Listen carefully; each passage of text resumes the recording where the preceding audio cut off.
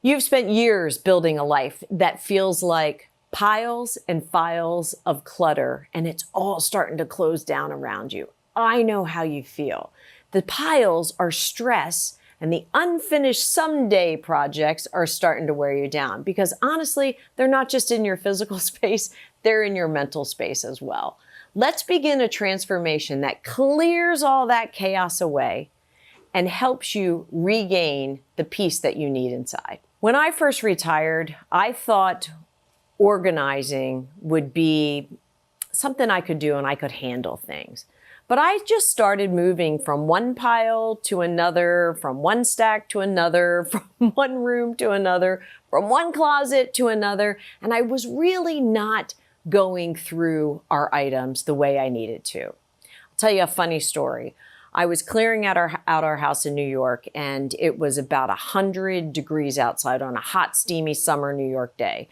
I was in the eaves of our attic of our home, of our family home, where we had 6 kids and 6 kids worth of stuff in the home. And I thought, you know what, now's the time. And I thought I'd start at the top and go to the bottom. I always thought a system would make it easier for me. Little did I know that our son, Christopher, who is an amazing golfer and played golf all through college, a couple of his golf bags were stuck in the eaves of the attic. Imagine this. I'm telling you, it's 100 degrees outside, so it's maybe, 110 degrees in the attic? And I'm going through and I grab his golf bag. And the thing that terrifies me almost more than anything in the world comes leaping out of the golf bag and running up my arm. Yes, it was a mouse. It wasn't just one mouse. It was a family of mice that had been living in his golf bag. The clutter that was in our eaves of our house, I then started to realize became a home for creatures that I didn't want in our house. Of course, he had left, granola bars and different types of snacks in his golf bag, which was a lure for these animals. But I completely freaked out and had a breaking point. That's when I knew I needed to not only declutter, clean, sanitize, and get my shit together. I needed to do it now because that chaos and the thought of the creatures was not only in my house, it was running through my mind. I realized as I started going through all the objects in our house, and you have to remember, I had some of my mom's stuff, my grandmother's stuff, 6 kids worth of stuff, moving all over the country with my job, accumulating different things. I mean, glasses from Houston, Texas, and plates from the Dallas State Fair, and, University of Texas sweatshirts from the Cotton Bowl. What I started to realize was these items, while they ignited memories in my head, they weren't the memories. The memories stood on their own without these items cluttering my house. So I started. When I sat back at the end of each day, and believe me, this took me more than a day or two or a week or two to get through every room, I started to think, I think for all the years that I moved piles of stuff around from city to city, from state to state, from town to town, from job to job, to house, all the things, I started to realize that clutter in my mind, I was mistaken for comfort. Familiar objects that I thought would give me a sense of comfort now started to really irk me with the space they were taking up. Stuff becomes a stand-in for like old roles that we had in our life or maybe even old memories that we have, but it shouldn't be that way. Decluttering delayed my actions because I was completely overwhelmed until those mice ran up my arm. And when I tell you they ran up my arm, can you imagine that feeling? I don't care if you're a lady or a man watching this, it is not a good feeling and it is so gross. I'll tell you about the mice at the end of this. Retirement drift started to make it worse for me because as I was moving from room to room and spending way too much time on nostalgia and way too little time getting through the items, I started to realize that I have another week I could do this. I have another month I could do this. I wasn't putting deadlines on myself. I was without a daily routine, without things that I had to do. I was making these jobs that I could have gotten done in a smaller amount of time way too long and arduous. So I needed to switch my mindset, and that's really what I want to talk to you about today.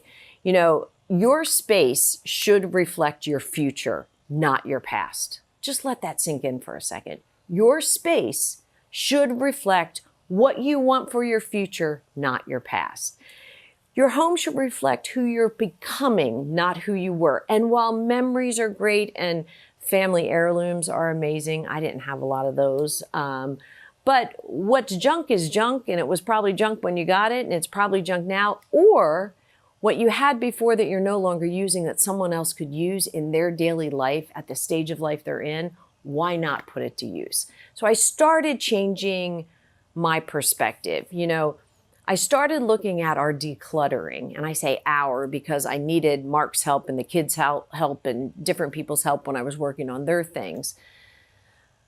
But it's self-care, not self-denial. In the beginning, I kept thinking, well, why am I acting like I didn't like, I'll pick something, the sweatshirt from the University of Texas. I had a lot of good memories going to a lot of football games at the University of Texas. Or Mark will laugh if he hears this video.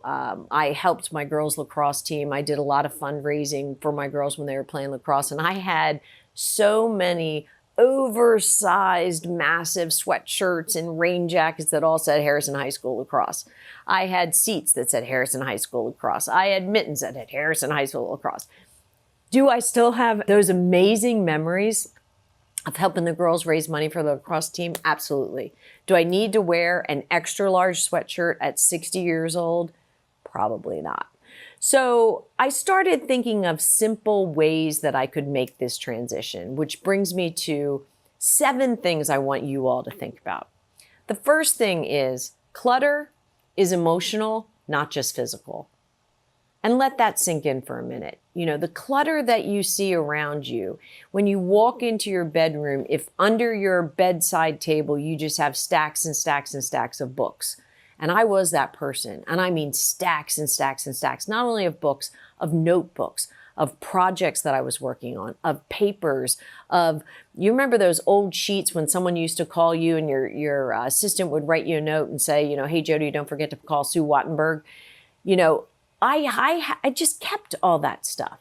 Aside from that, I also kept things that were kind of cool and meaningful, like all the cards that my girls ever wrote to me. And I have to tell you, to this day, I still haven't parted with them. And I have shoe boxes full of birthday cards and Mother's Day cards and thank you cards or whatever it is. I miss you, Mom cards, which as a mom, they're kind of hard to give up. But the point is, your clutter is not just emotional, it is physical. The next thing is, there is a real link between clutter and retirement drift. And what do I mean by that? Your visual chaos creates mental noise in your head. And when you have mental noise in your head, you tend to just kind of drift a little bit.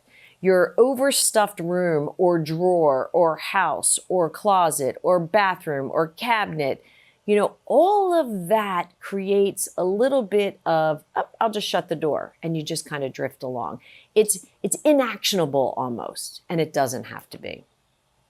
The next thing I'd say is, the third point is, start with one small win as you start to do this. I made the mistake in the story I told you earlier of starting with the eaves of the attic. And I don't know about your house or your kids or your family, but the eaves of the attic is where all the stuff that the kids didn't want to deal with, or that Mark didn't want to deal with, or quite frankly, that I didn't want to deal with, that's where it all went. That was a big project to start with. I didn't feel very accomplished for quite a long time until I got through this. So what I would say is, start with something small, a small visible win, a drawer, a closet, under your kitchen sink, even part of your closet. If you just want to do, and I did this the other day, just my long dresses, my maxi dresses for summertime, they were starting to get a little tattered, a little old, and a little cluttered. And I started to think to myself, I'm not wearing these. Somebody else could be wearing these. And I should just go through that section, because the thought of me doing my whole closet was overwhelming and I know I'd shut down. So one small visible win is really important. The next thing is, and I want you to think about this, could you use a 30-day reset method? You're going to say, Jody, what do you mean by a 30-day reset message? Well, stick with me on this. Let's just go week by week. What if on week 1 you just did bathrooms and junk drawers? That's it. The whole week is spent on bathrooms and junk drawers. And if you get through those before the week's end, you get a couple of days off, because then week 2 would be on closets and clothing. So you have bathrooms and junk drawers week 1, closets and clothing week 2. Week 3, these are big ones, so save your energy. What if you did the kitchen and the garage in week 3? All right, now think through your house. You're getting pretty good. Week 4, this is another hard one. It was a hard one for me. Paperwork, photographs, and memorabilia. I told you before, I have 6 kids. Do you know how much memorabilia I have of the kids that goes back to Evan won a soccer tournament in kindergarten. Everybody won that soccer tournament in kindergarten. No offense, Ev, but everybody won. Maddie won the geography bee in 1st grade, and that was really awesome. And we have all the plaques and the pictures and all the things. What I chose to do with those things, just as a little aside, is put them in bins with the kid's name on it. Then actually spending the time with each of the kids going through their bin, their photos, their memorabilia, their memories, and allowing them to pick what they wanted, but talking through all of those fun accomplishments, fun moments we had when they were growing up. And you have to remember, my kids are 40 to age 27 now, so they're not little kids anymore, but they loved that experience. So that's week 4, paperwork, photos, memorabilia. So that's your whole month. So now you've gone through all of that. Track each week how you've done. How'd you do in zone 1? How'd you do in zone 2? Where do you need to go back to? Where could you do a little bit more? And maybe you extend your 30 days for another week or 2 to get through the whole house. And man, I will tell you, when you're done, you will feel incredibly accomplished. The next thing is set emotional rules before you start. You're not discarding the memories, you're discarding the objects, and continue to remind yourself of that.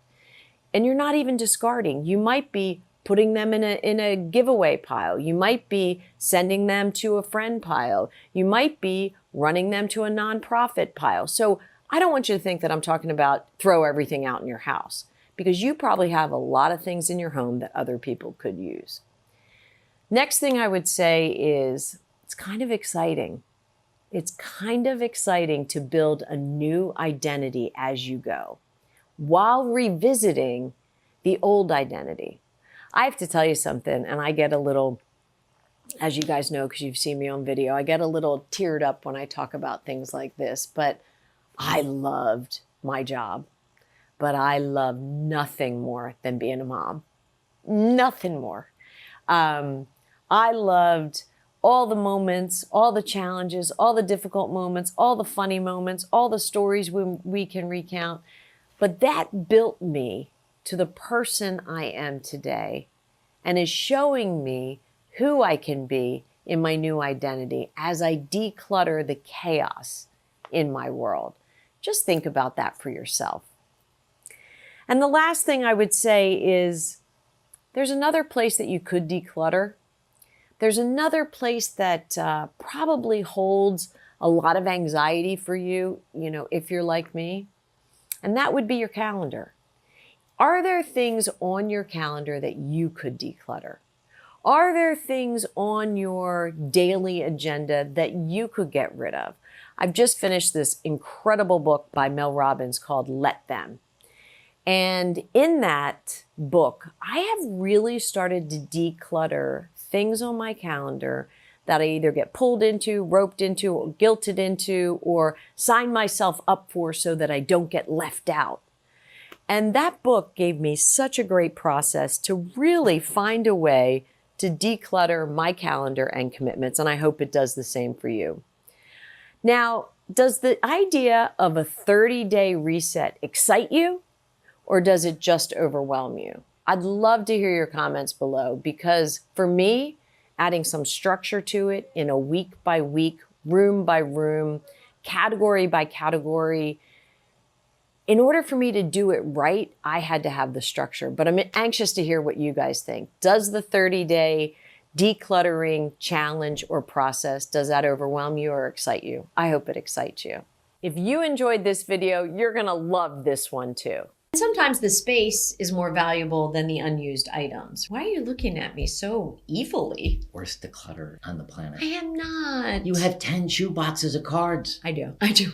10. I don't know. I mean, when the kids were little and their handwriting was so cute. I know, I gotta do something Save about that. one card each from the kids. That's it. I know.